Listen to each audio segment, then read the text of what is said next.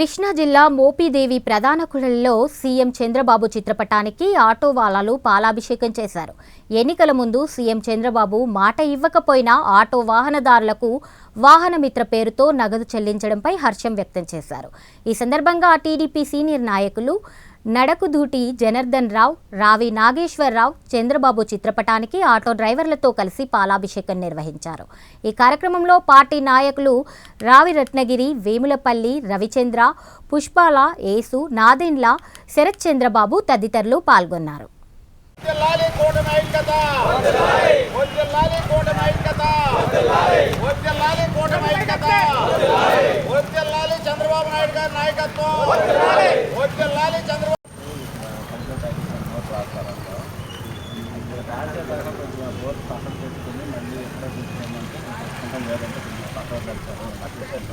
లేకుండా పెట్టండి, మాట్లాడొచ్చులే. వెళ్ళండి తల కొంచెం కుర్రలు